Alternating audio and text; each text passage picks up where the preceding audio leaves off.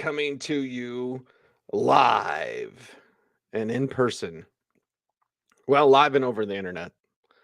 It's close enough. All right, let's do this thing. You got a team, here's a word to the wise. You want to dominate your league? Go to Footballguys. Football, I'm living in a fantasy. Football, got everybody mad at me. Football, cause every game I had to win. Football, I gotta be a champion. Football, I'm living in a fantasy. We are going over the news and notes around the National Football League. Cecil, Lammey, and Sigmund Bloom. But Bloom, to start things off this morning, for head coaches, why is nobody getting hired? Is this the weirdest coaching cycle we've ever seen? No, I think actually, Cease, I think this just represents a return to sanity. Well, it's a return to sanity, but usually we have insanity. So again, I will ask, is this the craziest coaching cycle? right. And it's crazy because they're being methodical. Right. Yeah. It makes sense, right? Why was it the way it was before with this race to make sure you were first? And that this, I think, Cease is part of the reason that college coaches, the hot college coach Matt Rule, whoever the hot college coach of the moment was, you can hire them right away, right? We saw an interesting dynamic where teams that were winning in the playoffs were rewarded because impatient teams that needed new head coaches would just pass on hiring. Hey, if that team is going to the Super Bowl, we can't wait until February to start our offseason with our new head coach. So I think that it's an important decision and one that you shouldn't just make based on who's available to hire, because obviously some of the hottest names are going to be coming from the San Francisco staff, right? From the Philadelphia staff. See, these are names when you see requests for even some of these offensive coordinator positions. Of course, Cincinnati. Of course, you're going to see, well, maybe not Kansas City. Eric Bieniemy's name not coming up very much. Yeah, it's not not going to surprise some. Disappoint, to be sure. Yeah, but not going to surprise some. So we've got a bunch of second interviews that are going on this week, including Sean Payton, kind of the belle of the ball. We'll start with him. There's been so much speculation about where he'll land.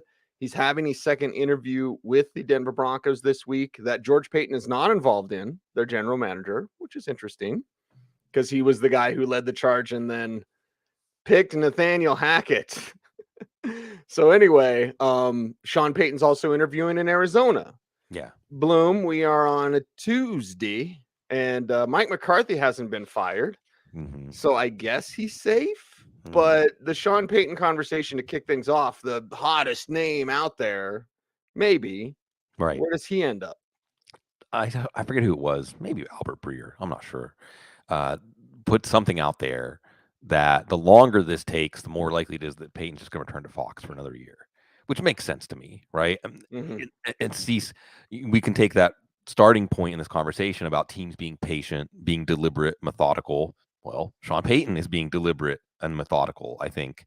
And I think how he's doing that is by setting outrageous terms. But Walmart heirs have outrageous money, and they have a high sense of urgency to get this thing turned around. It also makes sense after what you saw Sean Payton do with Jameis Winston. Remember how efficient Jameis Winston was in that short stint he had with Sean Payton? And that was, I think, the conventional wisdom was that Jameis Winston was willing to take a lot less money and wait behind Drew Brees so he would get a chance to work with Sean Payton. So it makes sense for Denver on that front. But I think at this point, Sean Payton, he's going to name his price, he's going to name his terms, he's going to name his conditions, and it's just to see if he can create that desire in Denver or Arizona to go ahead and sign on the dotted line and give him whatever he wants. And that it hasn't happened yet makes me think, I think we may circle back and revisit this one next year. Yeah, may revisit it next year, but we may also look at Dan Quinn, not only in Denver, but a second interview in Arizona. And I want to make sure to get the name right, Bloom, because new names, too many faces. Monty. But, Monty Austinfort. And they also hired Dave Sears to be assistant general manager. Both of them are former Houston Texans. So I'm going to ask you about Dan Quinn, but should we really be talking about D'Amico Ryans? Now, I want to be Right. clear. Both Austin Fort and Sears were gone the year before you saw the drafting in the second round of D'Amico Ryans, Sure. who is the hottest name probably over Sean Payton. But maybe in Arizona, they're having a second interview with Dan Quinn, but it's like they have D'Amico Ryans like connections. And I know people have said Houston would. D'Amico knows how the sausage is made with Houston. You think he wants to go back there? Right. So let's take a moment out to recognize Monty Austin Fort, who's really from the John Robinson tree. He's from the New England tree, and that's who gets hired in Arizona for GM. So at the very least, you have the GM hired before the head coach. So you think that's going to create alignment. Now, as a quick side note, it comes out, and again, see, we could have a larger conversation like we usually do at times about why do we even hear these things? How does this stuff get leaked? Who's Right. and why? Right. But the word out of Arizona was that Ian Cunningham, who's a rising star on the Bears front office staff, that he was actually their first choice. So, and then you also have to ask about Austin Fort. If he was that viable as a GM, why didn't he get a look in Tennessee? That's Rand Carthon. There's that San Francisco tree coming up. But the other thing, Cease, that I saw, and I had to go back and I had to like rub my eyes, that Kyler Murray is going to be involved in the head coach hire. Yeah. I mean, they'll message him on Xbox and see if Right. he replies back. But like, yeah, Kyler Murray's dad is going to be involved. So that's odd. Kyler Murray's dad is always involved. You want to know why Right. Kyler Murray's a pain in the ass? Is because his dad is one of those Right. helicopter parents, and he's Right. like 25. Dude, let it go. Yeah, I think it was similar. May he rest in peace, Dwayne Haskins. I think it was similar with Dwayne Haskins too, and that was part of the reason maybe that there was like hesitation, and he fell as far as he did in the first round. Anyway, you know, would Kyler Murray, or Kyler Murray's dad, want to sign up on Dan Quinn? I mean, so this is messed up, right? I think, Cease, we can take all these different push and pull, all these different accounts, and just say that Arizona is still a mess, and I'm not sure what the plan is here, because I don't think that Kyler Murray has earned that yet. You know, I don't. No, but it's something they have to say to not hurt his feelings. Right. So I feel sorry for the Arizona fans. We'll see. And also, of course, on another note, Nuke Hawkins wants out too. Yeah. So I think they meet with him this week, or is that today? I think it's today, right? Tuesday. Right. So I think I saw a list, Cease, of Monty Austin Fort's to-do list, right? Hire head coach, figure out what you're going to do about Nuke. I think they have like 32 impending free agents. Right. It's a lot. Maybe there is something to hiring a coach early in the cycle. Yeah, maybe there is. So you just check it off and get it out the way. But Ian, you're missing out on Ian Cunningham. If you don't hire Ian Cunningham, and yes, it's because I know him, but like, no. I know where he came up under Ozzie. Mm-hmm. Okay. Everyone talk about, there's a tree in the tree. Ozzie Newsome. Ozzie, hey, you learned from Ozzie? Can I hire you, please? Like, Ian Cunningham, rock star, get him. It's going to build a hell of a team. And by the way, Rand Carthon. Yeah. San Francisco make that run now. And I don't know if Adam is going to leave, but if you lose Rand Carthon and Adam Peters, because Kyle Shanahan's getting a ton of credit, is he a good head coach? I think we should have our answer. John Lynch is getting a ton of credit, but behind the scenes, Bloom, I'll tell you, Rand Carthon, amazing, and Adam Peters, amazing. Yeah. I mean, if you lose those two men to your franchise, like, yeah, it's going to be stinging rain. Yeah. I've quoted Forrest Gump twice this morning, Bloom. Monroe. Well, and on the plus side, they do get 2 comp picks. So this is becoming a tradition, right? That San Francisco is getting comp picks under the NFL's new rule about minority GM getting hired to get 2 comp picks. So there's still a reward for producing these great football minds, functional leaders in football organizations, and that balances out. But yeah, Rand Carthon's there. I thought one thing I want to mention about Rand Carthon, and you would hope. So what's interesting about Rand Carthon is now you have 2 forces in Mike Vrabel and Rand Carthon. And I mean, see, we can get into like theories of personal relationships, right? Like, Does someone have to have the upper hand for a relationship to work? Can there be a truly egalitarian one-to-one relationship when we're talking about a head coach and a GM? Because we know that Mike Vrabel has really been steering that ship. But Rand Carthon is going to have some different ideas. But one thing and he said, Mike and I are going to sit down together. We're going to talk through all this. Like they asked him about the quarterback, and he gave the right answer. He's like, I'm not going to answer that. We're going to evaluate it. Ryan Tannehill, Malik Willis, make a trade for Trey Lance. We got to evaluate all this. I'm not going to give you an answer on that.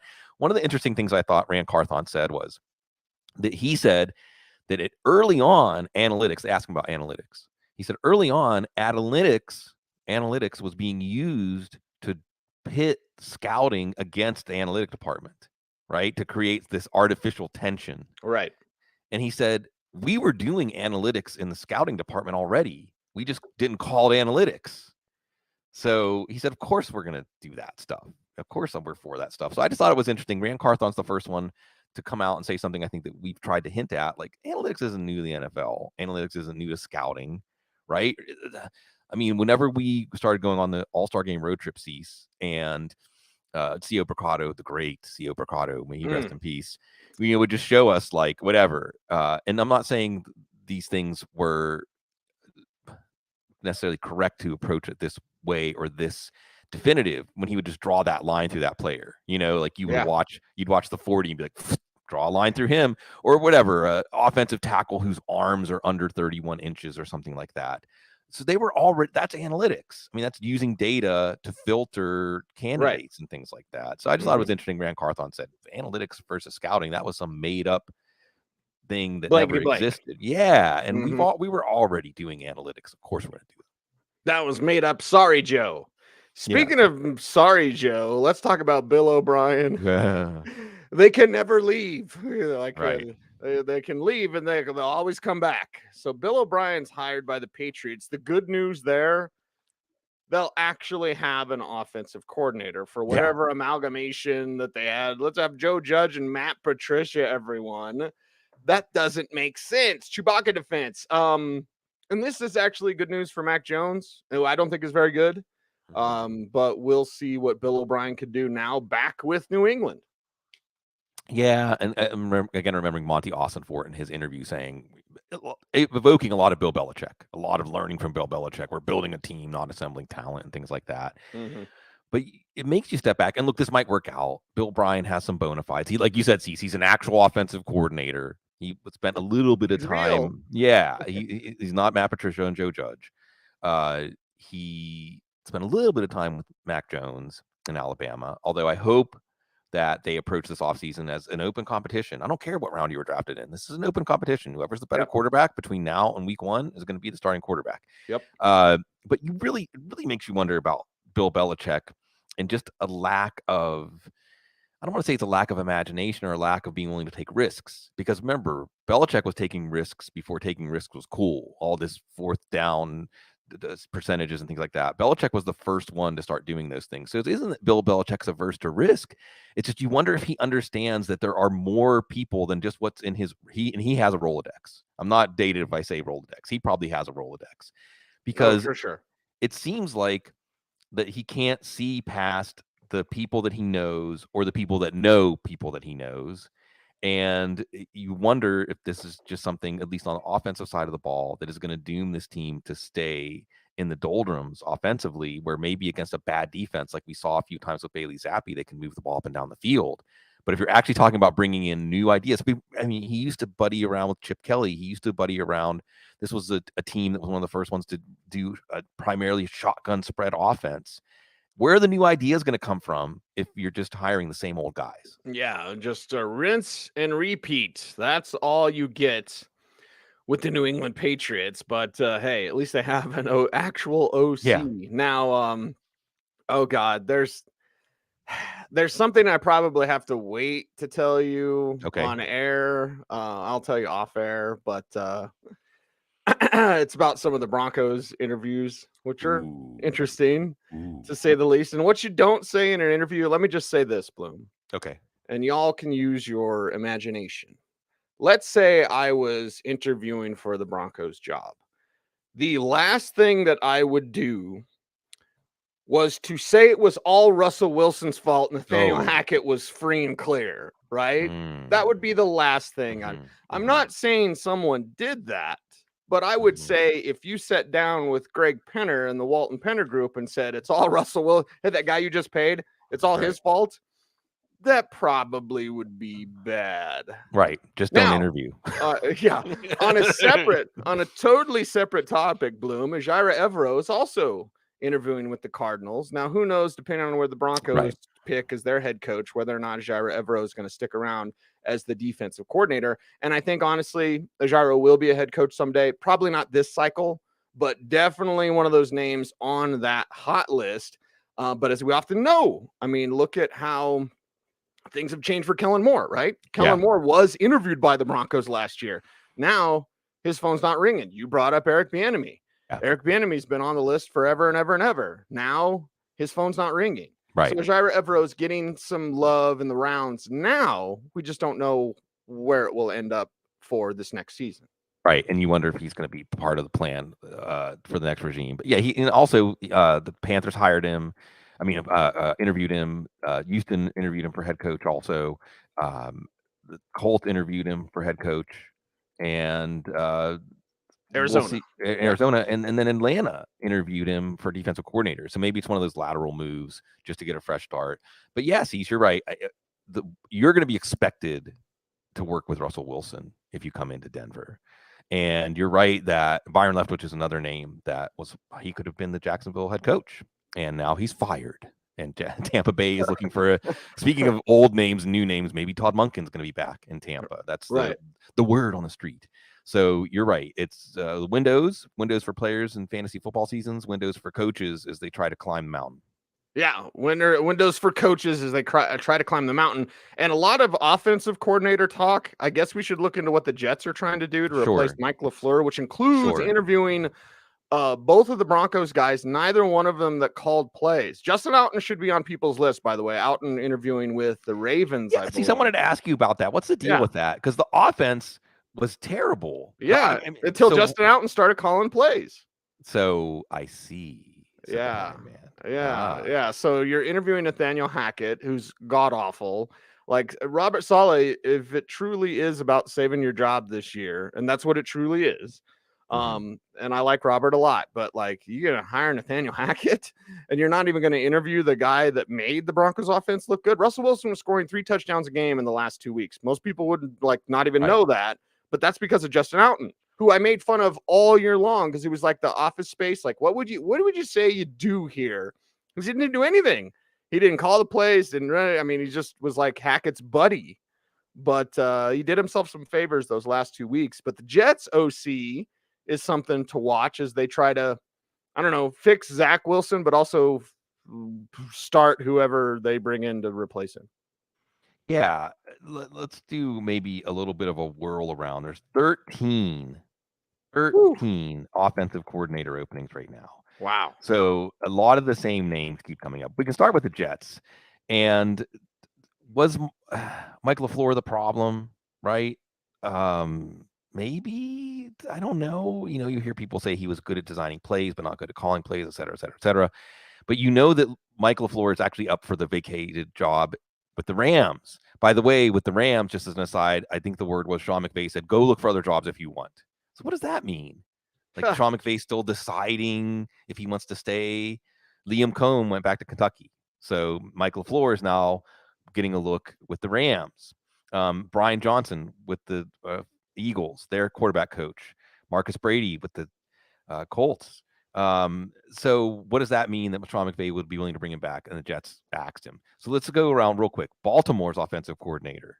The word there is Lamar Jackson's going to be involved. So which is weird. Do you get Kyler Murray vibes from that? Because I do. Because I've heard about tag and trade for a while. I've talked about it on this show, and then I got pushed back, of course, which is fine. I don't care. Right. But when people are like, "Are you sure?" They said they would need Lamar Jackson in their trade. And then the rage builds inside me, Bloom, and then I quelch the rage. I squelch it with my happy tea. I have literal happy tea. This is happy tea. Tea is great. Yes. So anyway, I get this from the mystical store. Sipping tea. Sipping sustainably. But then I get happy and I go, they have to say that, baby. Yeah. They have to say that. I suppose it's reasonable from the outside to say letting Greg Roman go. And you notice all the wording and euphemisms. You know, we're going to go in opposite directions. You know, right? We're gonna allow him to seek other opportunities. We're not firing people anymore. We're letting their contracts expire and letting them seek other. We're not breaking up. I just have to find myself, not with you. Right, exactly. So like you said, Alton, Zach Robinson is a name there. Chad O'Shea, and remember, Chad O'Shea had a very unceremonious stay with Brian Flores, Flores, all the flowers, in Miami. Now his name is coming up. The Chargers. Now they're looking at Zach Robinson also. They're looking at Thomas Brown. Your head coach. Right. Zach Robinson, Chatfield Chargers, right? Yes. And I hope, and he was Liam's quarterback coach, but I hope that Zach doesn't go to the Chargers because Brandon Staley's going to get fired. So Zach's been looking at a couple of different teams. And if I were to recommend Zach or to get a hold of Zach, I would say, hey, go to the staff that's stable. Chargers aren't stable. Right. Thomas Brown, another one. Hey, he was Draft Guys TV alum. He was. At Rams. So you still see the same thing. Still that Rams staff. We still, whatever happened with the Rams offense this year, staff are getting hurt, the offensive line, et cetera. Their coaches are still very much in demand. And Luke Steckel, remember that? NFL, I don't want to. Luke Steckel could be an outstanding, amazing coach. It's just amazing also how many of these sons of coaches, Clint Kubiak is up for the Jets offensive coordinator, apparently. Right. And you mentioned Nathaniel Hackett and the Jets. I want to touch on that real quick. Is the plan again to go after Aaron Rodgers? Is it another team going to fall into this trap and be like, I know what'll fix it? Aaron Rodgers. We'll see. Tampa Bay, again, Todd Monken is considered the favorite there. There's lots of familiarity. And then Washington, we didn't mention that Scott Turner got fired. They're looking at Pat Shurmur. And Eric Studesville. And Ken Zampese, and Thomas Brown. And the quarterback coach for Atlanta. So lots of offensive coordinator openings out there, but not in Pittsburgh. I got to mention that. The one team where all the fans were hoping for an offensive coordinator opening and expecting one. Matt Canada's back. Well, the Steelers will be good at running the ball. Is it weird that you have to we are keeping our there's so much PR spin because we're old enough, we recognize it now. We're like, when you go out of your way to say how happy you are that you kicked Matt Canada, does that really mean you were happy? No, it's the dreaded vote of confidence. But look, New England and Bill Belichick, if their problem is that he only hires coaches that he knows personally and has worked with, the Steelers won't even hire new coaches. I mean, the Steelers is like, nah, let's see if it works this time, and we'll see.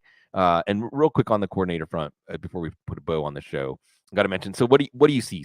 You see teams lose in the wild card round, and the other shoe drops. Right, Miami fires their defensive coordinator, Josh Boyer, who was a holdover, and some of their position coaches, a holdover from the Brian Flores regime. So, Cease, does this mean it's Mike McDaniel's team, or does this mean, unless Stephen Ross doesn't see anything that it distracts him, then it's Mike McDaniel's team? Yeah, unfortunately, it's the latter, because that's what happens with, and it's unfortunate that there isn't more cooperation between ownership. But then it's a meddlesome owner. Would have gotten away with it if it hadn't been for Stephen Ross. He is a Scooby-Doo villain, by the way. Right, he is. But it's, hey, fire these people on your staff or else you won't, blah, blah, blah. So we've seen it with Gary Kubiak, right? Right. So it can be young, it can be old, but when ownership's like, hey, we have to make some changes, do you? Or do you have to let your coach run the team the way he wants to? Well, Stephen Ross has decided otherwise. Yeah, and then Minnesota fires their defensive coordinator, which is just logical. I mean, they had one of the worst defenses in the league. Ed Donatell's out after 1 year, and at least that was a Kevin O'Connell hire from the Kevin O'Connell regime. Remember, Boyer was kind of foisted on Mike McDaniel, and then Sean Desai comes up from Seattle. Brian Flores comes up in Minnesota, not in Miami. And we'll just continue to watch lots and lots of openings. And like we said, the teams are slow playing their hands. And we may see, once we do have one of those head coach openings filled, we may see a few others in succession. But I do think teams are approaching things the right way. And we can look back on last year's draft with the quarterbacks and letting all those quarterbacks fall to the third round. That looks like the league was sane. So more sanity, we'll take it. Yeah, I'm going crazy because I'm like, oh my god, the league is making sense. They're actually doing stuff right. Watch it all fall apart, and everyone gets crazy again. Ryan wants more Lassie Barks. Ryan, I will tell you this: on Friday morning, and if it's not a red eye, what is it when it's like the first flight out? I think I'm Wake and bake? leaving like 3 a.m. It is Colorado. Wake and gummy, I don't know. But I am leaving for the Shrine Bowl. Yeah. So you want the hottest takes. Yes. Which means no news and notes, or if we do news and notes, Bloom, it might be at a different time next week because it'll be on a Tuesday. And Tuesday I will be watching Senior Bowl practices. So I got Vegas, Florida, Mobile, Vegas, Denver. That's my next week starting on Friday. So yes, Ryan, you are going to get plenty of Lassie Barks because it is time to go out and about and hang out with the people that make the decisions. Always such an interesting peek through the keyholes, Bloom. Yeah, and I think that's another thing that's calming down too. I think it'll just be interesting to check in with our buddy Eric Galco, and otherwise. By the way, it's the Patriots and the Falcons staff at the Shrine Bowl. It is the Shrine that gets the NFL staffs now. The Senior Bowl is working with assistants who like get a promotion or whatever. So there's an opportunity, and there's a little mini competition between Jim Nagy and Eric Galco, friendly competition. But the Shrine Game has an opportunity because they are in bed with the NFL. They have an opportunity to push the Senior Bowl for the top All-Star game. So that's an interesting little behind the scenes thing to notice as well, because the draft does start in Mobile. The best seniors are in Mobile for now. Yeah. So we'll see. Everything stays in motion, Cecil. The one thing you can say about everything having to do with this football world that we are so fortunate to be part of is never at rest. The teams that stay at rest get passed by. That is true. That is true. Diego wants a special hangout in April. Players were high on and for 2023. Yeah. Brought to you by Sorry Joe Plus. Yeah. It's I think that there's, as the future approaches these, the subtext will become text. As the future approaches, it just means community. We stop caring. It means community is everything. Yeah. Right. It's like, I just want to hang out with Sigmund and talk football. Yeah. Let's hang out and talk football and other things and everything. Yeah. And tomorrow we'll hang out and talk about those games coming up this weekend. Yeah. I'll take my shirt off. I'm upset, Bloom. There is a hot springs. We got a ton of hot springs here in Colorado. There's one of my favorite ones that was like clothing optional, hot springs that changed their policy where you have to wear a bathing suit now. And I was like, oh man, be a way that just want to be natural, to be in nature. Yeah, exactly. Yeah, there you go. No fig leaves, baby. It's all nude. Sorry Joe Plus. Make it weird. Yeah. Coming to Sorry Joe Plus. So we're gonna do this Audible, and then we're gonna go over to Sorry Joe Plus. We'll meet you over there. Yes. Everyone get undressed. I feel like Bernie Mac. R.I.P. Bernie Mac, by the way. At the beginning of Players Club, when he's like, walk around bucket naked. Anyway, he's Sigmund. I am Cecil. We are the Audible. Until next time, be safe, be kind, know that you are appreciated. Stay tuned. And as always, please, would you just stay frosty?